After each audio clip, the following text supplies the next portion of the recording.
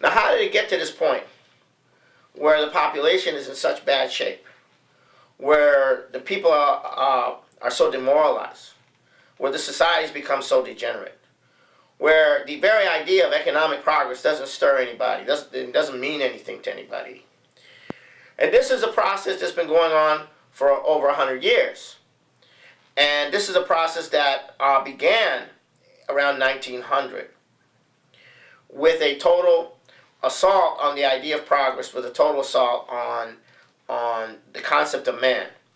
And at the beginning of the 1900s, there was tremendous optimism in the world because of what had happened in the United States during the Civil War and following the Civil War. There was an industrial revolution that occurred, a total economic transformation that nobody in the world had ever seen, on a scale nobody had ever seen. And the amount of product that could be created, the amount of physical wealth that could be created, could provide the kind of living standard where people for the first time had a quality of life, or the beginnings of a quality of life, where they could actually take time to think, to study, to develop. And this was the beginning of what people call the middle class. And the middle class is a completely new phenomenon in history. And there was tremendous excitement about spreading this industrial revolution to Europe, to Asia, to the whole world.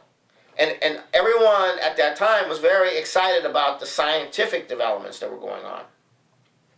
There was tremendous optimism in the population at that time, not just in the United States, but in the world, about what was possible. And the singular most important person who organized this radical shift, his name is Bertrand Russell. And he was born in 1870, died in, he died in he was born in 1872, and he died in 1970. And what he did has completely, is pure evil genius. What he did is he launched an attack on science itself. Through the use of the British Empire's power, he was able to promote the idea that you could reduce mathematics to logical systems. And then he used that to go after science. And what happened is that after a long time of this, most of the population does not know the difference between logic and reason. Reason is not logic. Human beings do not think in a logical form. Logical forms are the way computers are programmed. Human beings do not think logically. But people have this misconception that that's what thinking is. It's not. There is no thinking in logic. And so what happens is that the population does not develop a culture which promotes the kind of thinking, like the kind of thinking that Socrates has in Plato's dialogues, which is the actual form in which thinking actually takes place, is in the form of a dialogue. So we have a destruction of that whole process, so that the population does not have confidence in their own thinking, and they're presented with this view that they are not, since they are not logicians, they have not developed the power of logic, that therefore they're not qualified to think. They're not experts. They don't know anything. Well, it's true. A lot of people don't know anything, but the process of thinking is not about how much you know. It's a process of discernment. It's a process of asking questions.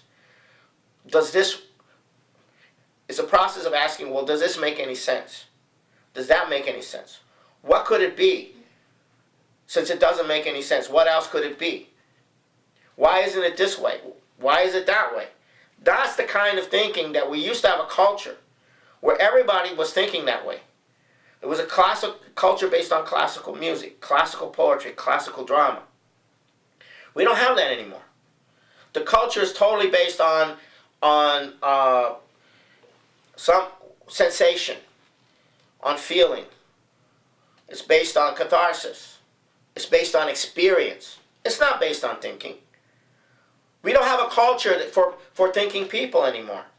We only have a culture, and this is all Bertrand Russell's doing. And he did this because he was a representative of the aristocracy, trying to defend itself against the Industrial Revolution and future revolutions that would have come from the Industrial Revolution.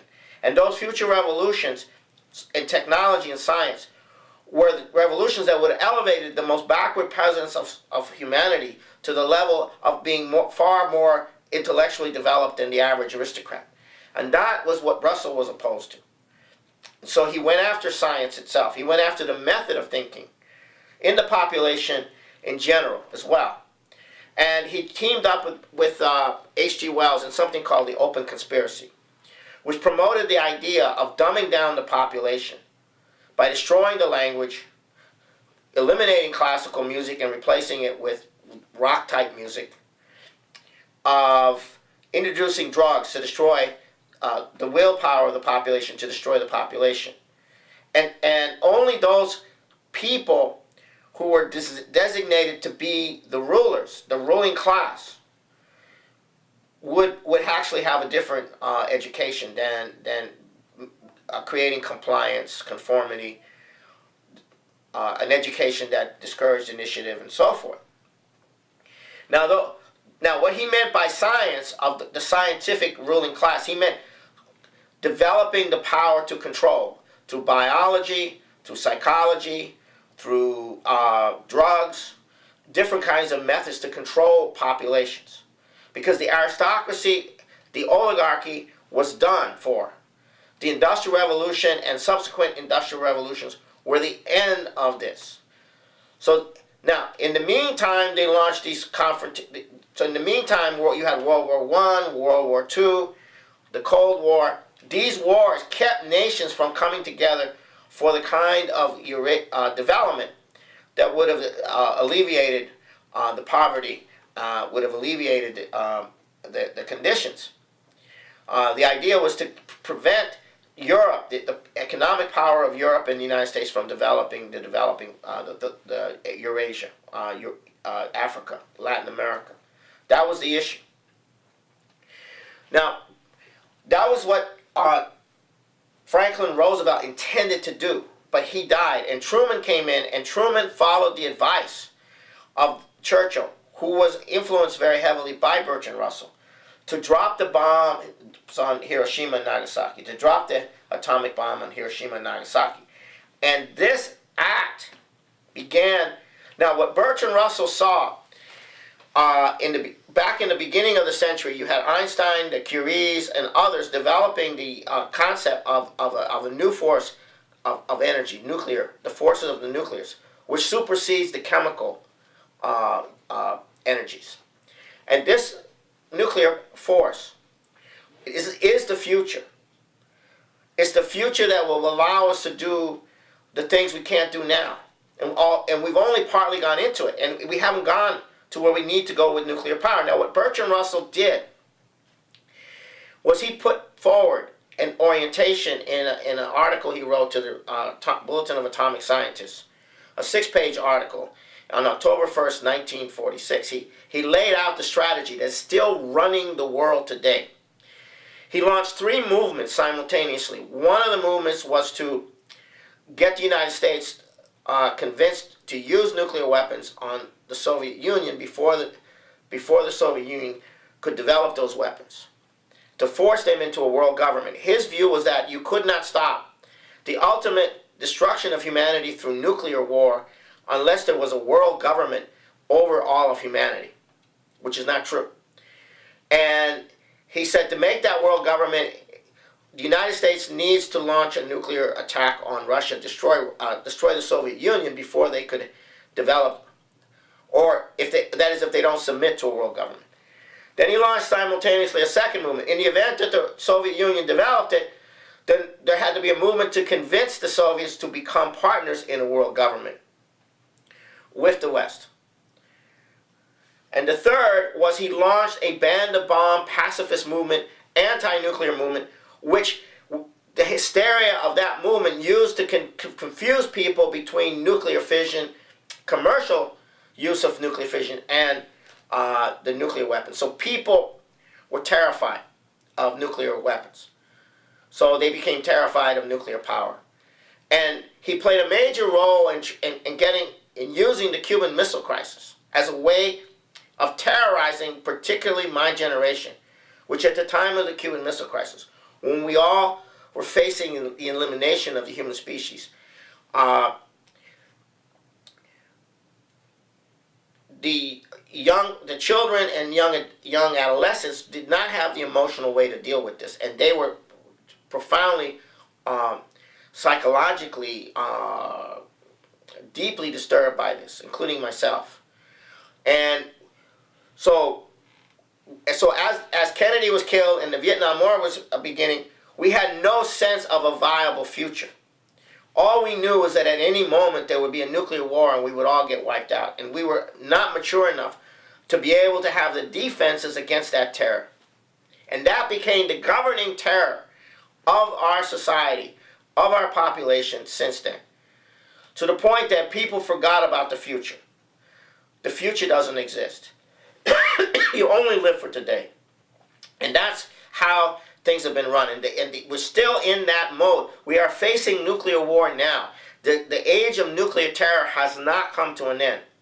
Back in 1970, in the late 70s and early 80s, LaRouche launched a campaign to end the nuclear terror by getting the U.S. and the Soviet Union to work together on developing the technologies to defend nations against nuclear war, to end the mutually assured destruction nuclear terror, which Russell played a very key role in creating the concept of maintaining permanent terror as a way of maintaining permanent peace.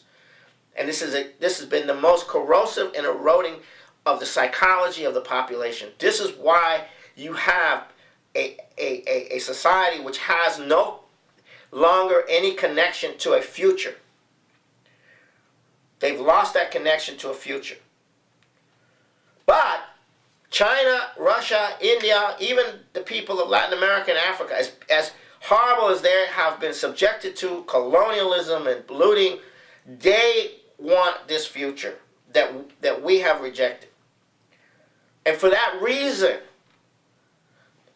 a nuclear war is being set up against those nations by the power elites, with the support of, at least spiritual support, of a large portion, if not a majority, of the people who are going to be watching this.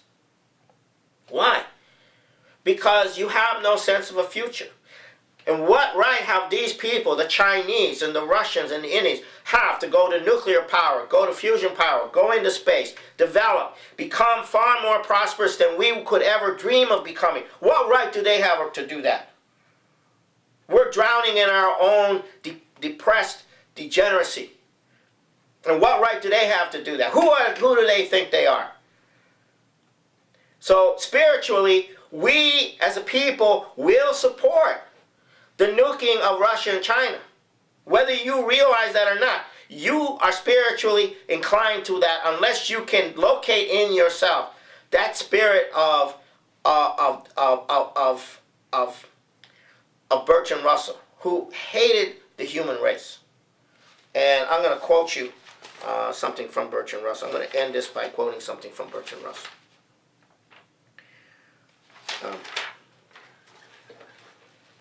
Glasses. Yeah, I'm going to quote Bertrand Russell here.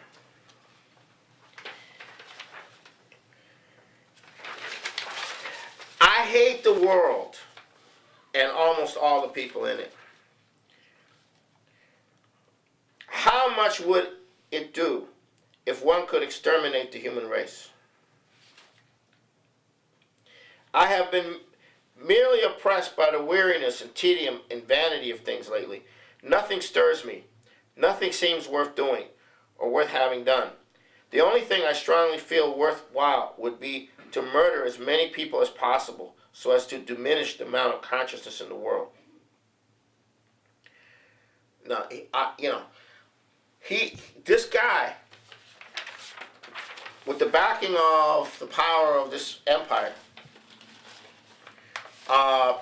his spirit is alive in most of the people today in the most negative sense. There is no joy. in the future of mankind in the U.S., in the North American and European populations. But there is such a joy and commitment in those parts of the world which have not been, which have resisted, for whatever reason, cultural or otherwise, this kind of horrible, evil kind of emotion, which is now dominating our nation and its people on the deepest level. And I'm calling on everybody to locate that in themselves. It's not something, it's not the other person that has this problem. Locate this in yourself. And I recommend that everyone begin to shift their cultural orientation to classical music and to get connected politically to a different orientation for mankind than the doom that we're all trying to avoid talking about or thinking about. Of what had happened in the United States during the Civil War and following the Civil War, there was an industrial revolution that occurred. A total economic transformation that nobody in the world had ever seen, on a scale nobody had ever seen. And the amount of product that could be created, the amount of physical wealth that could be created, could provide the kind of living standard. The middle class is a completely new phenomenon in history. And there was tremendous excitement about spreading this industrial revolution to Europe, to Asia, to the whole world. And everyone at that time was very excited about the scientific developments that were going on. There was tremendous optimism in the population. And this is a process that began around 1900 with a total assault on the idea of progress, with a total assault on the concept of man. And at the beginning of the 1900s, there was tremendous optimism in the world because, now how did it get to this point where the population is in such bad shape, where the people are so demoralized, where the societies become so degenerate, where the very idea of economic progress doesn't stir anybody, it doesn't mean anything to anybody. And this is a process that's been going on for over 100 years, where people for the first time had a quality of life, or the beginnings of a quality of life, where they could actually take time to think, to study, to develop. And this was the beginning of what people call the middle class.